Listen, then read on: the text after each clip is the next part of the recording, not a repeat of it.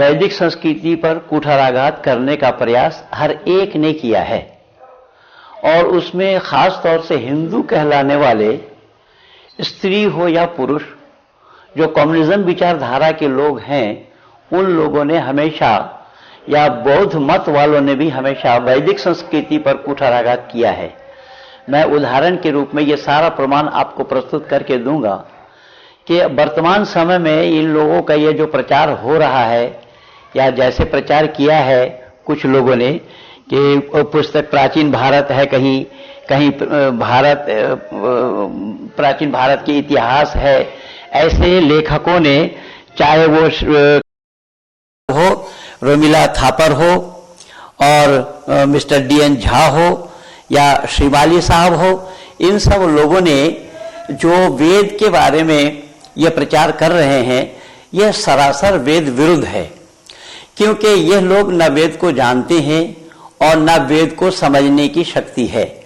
वेद क्या है इसे भी यह बताने में असमर्थ है। मैं दावा के साथ कह रहा हूं, और ये भी कह रहा हूं आपके माध्यम से कि अगर वाकई में ये लोग वेद का प्रमाण दे रहे हैं और वेद से ये सिद्ध कर रहे हैं कि मांस खाने की विधि है, गाय मांस का बार बार जो जिक्र आया है कि गाय मांस, वेद में आया है जिक्र गाय मांस को खाने का, जिस वेद में गावो विशस्स मातारा कहा है कि गाय को मां माना गया है, तो परमात्मा का जहां उपदेश गाय को मां मानने की है, फिर उस मां को काट कर खाने की बात कैसे आना संभव होगा?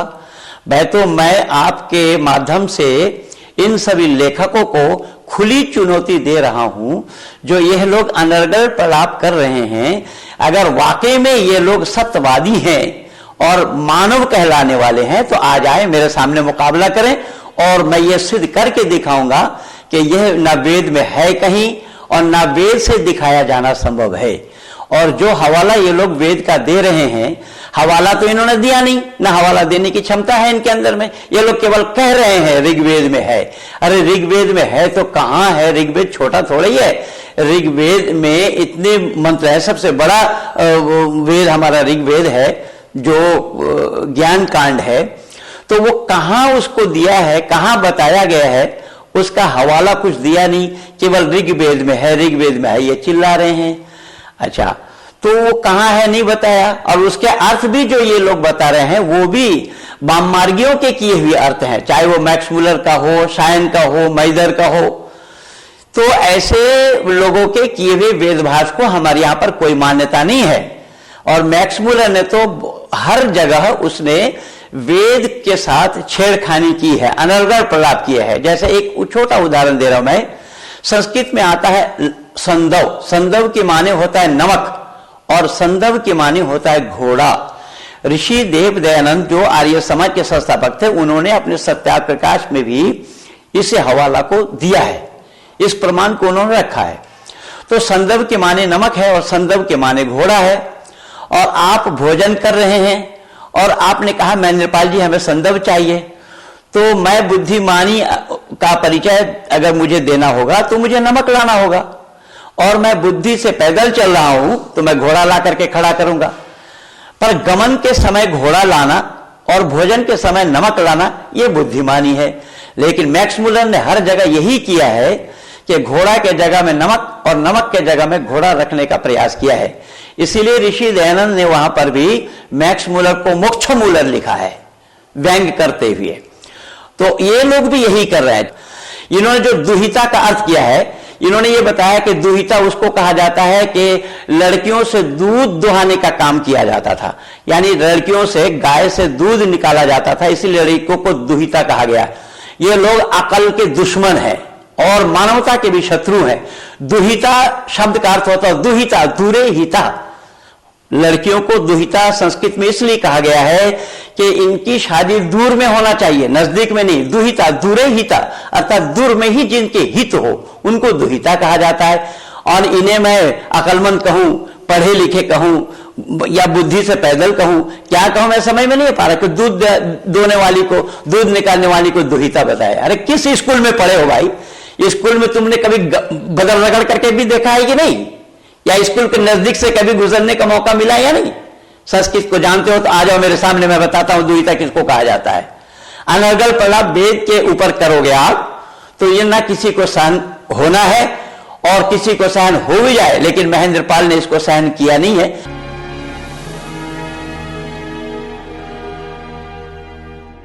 वेद में हमारे यहां पर वैदिक संस्कृति में परमात्मा को पाने के लिए सबसे पहला सोपान ऋषि पातंजलि लिख रहा है अहिंसा, हिंसा न करना, अर्थात हिंसा करने वाला कभी भी परमात्मा को नहीं पा सकता।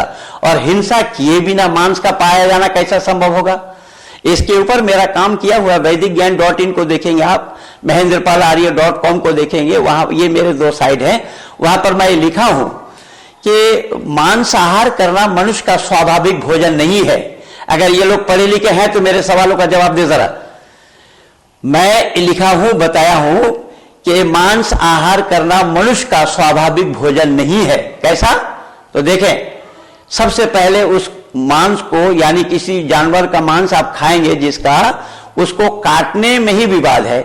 मुसलमान कहेगा हम गले के तरफ से काटेंगे, हिंदू कहेगा या सिख लोग कहेंगे हम गर्दन के तरफ से काटेंगे। तो काटने में ही विवाद है, तो खाने में विवाद होगा या नहीं होगा?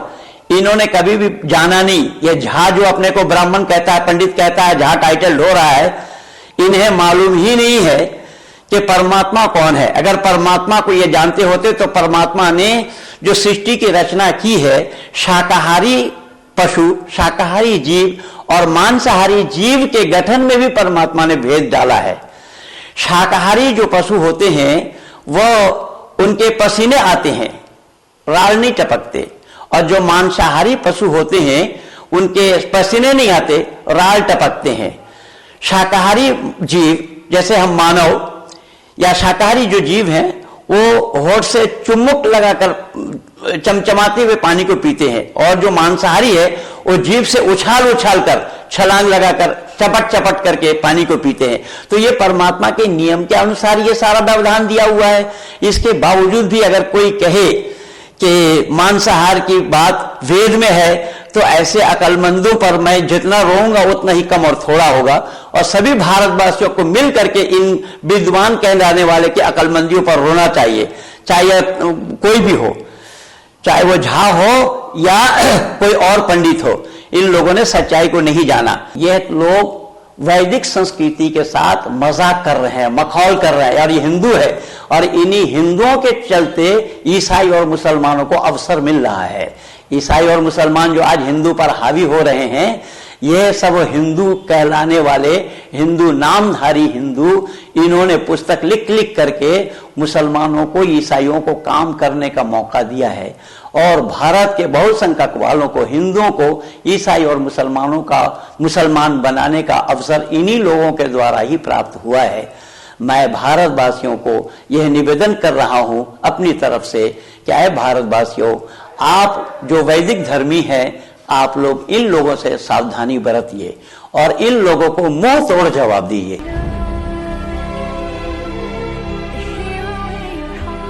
वेद के प्रति जो अनर्गल प्रलाप यह लोग किए जा रहे हैं, मैक्स मूलर के भाष्य का उदाहरण देकर, सायन और मैदर के भाष्य का उदाहरण देकर के, अरे भाई ये लोग वाकई में अगर पढ़े लिखे होते तो ऋषि अरविंद को पढ़ने से भी इसका खुलासा होता है।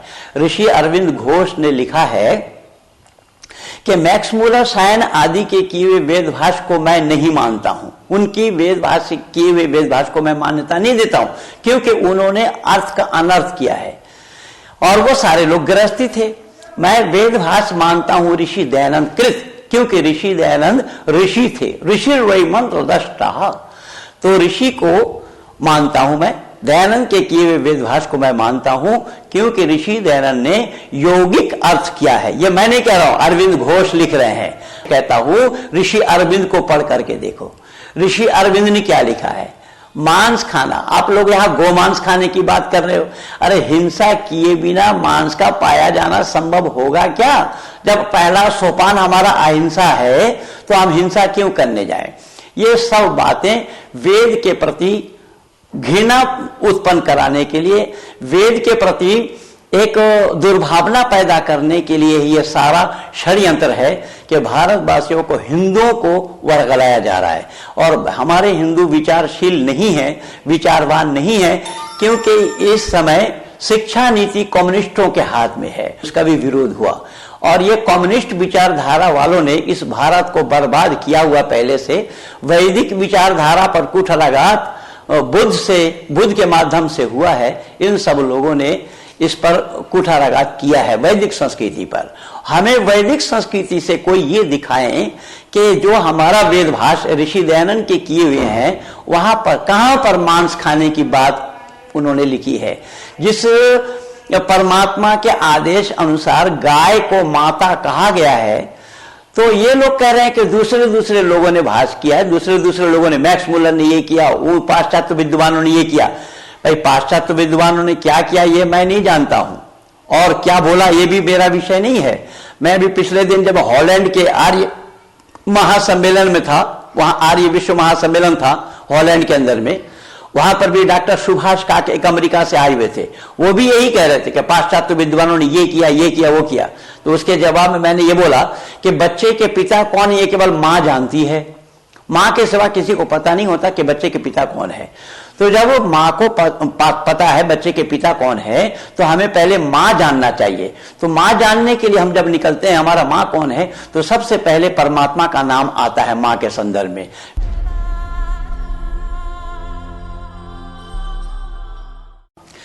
वेद में आया है तम हिना पिता वसो तम माता शतकत बभूविथ अधाते सुम नमी मही। वेद में परमात्मा को माता पिता बंधु सखा कह के पुकारा गया है। वेद में और भी आया ओम सनो बंधुर्जनिता सविधाता धामानि वेद भुवनानि विश्वा यत्र देवा अमृतमान शान स्थित ये धामन धैर्यन्ते। ऐ लोगों, वह परमात्मा सब लोगों के भ्राता के समान सुखदायक, सब लोगों का नाम, स्थान और जन्मों को भी जानता है कि वो सबका आचार्य, राजा और न्यायाधीश भी है। वहां परमात्मा के बारे में ऋषिवर देव दयानंद ने इस वेद मंत्र का अर्थ किया है। लोगों, वह परमात्मा सब लोगों के भ्राता के समान सुखदायक, यानी भाई ही भाई को सुख देता है, तो परमात्मा के लिए वो सुखदायक कहा। भाई के समान है, वो माता के समान है, पिता के समान है, बंधु के समान है, सखा के समान है, ये परमात्मा के लिए आया है। तो जब परमात्मा माता पिता बंधु सखा है और परमात्मा के नाम से सबसे पहले मां आया है। दूसरा नंबर पे मां किसको बताया?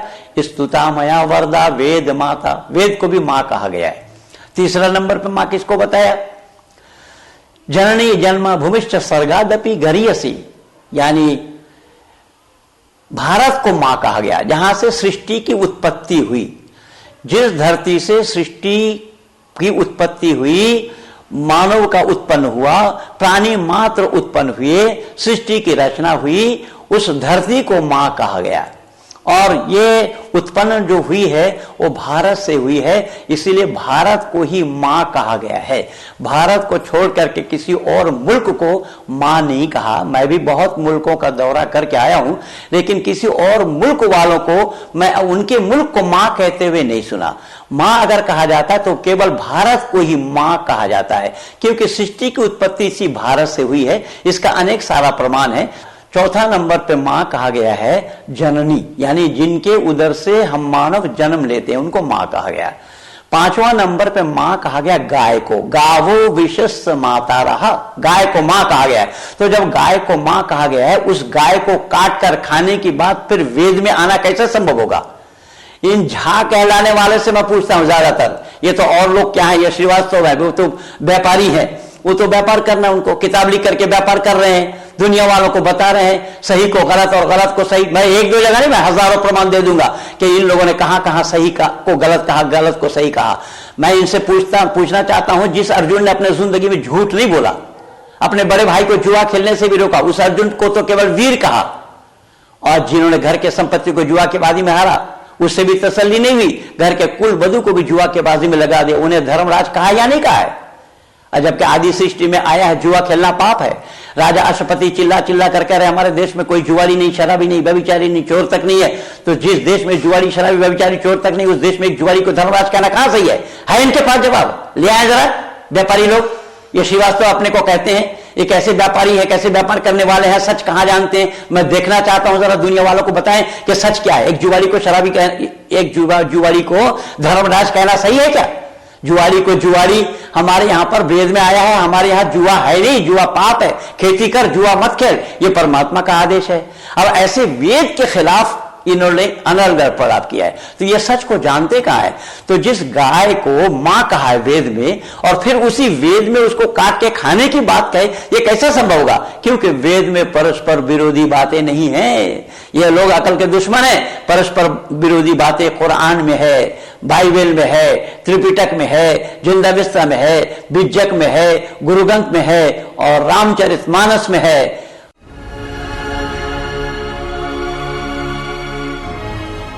कि ये ऐसे लोग हैं, ये हिंदुओं के लिए, ये हिंदू संस्कृति को, वैदिक संस्कृति को नष्ट करने वाले लोग हैं और बर्बाद करने वाले लोग हैं।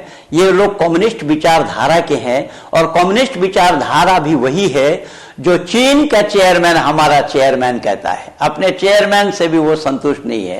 ये चीनपंथी हैं, क्योंकि कम्युनिस्ट विचारधारा के लोग ना तो परमात्मा पर आस्था रखते हैं, और इन लोगों ने भी यही किया। ये झा भले ही हैं, लेकिन ना परमात्मा को जानते हैं, ना परमात्मा को जानने का प्रयास किया है इन्होंने।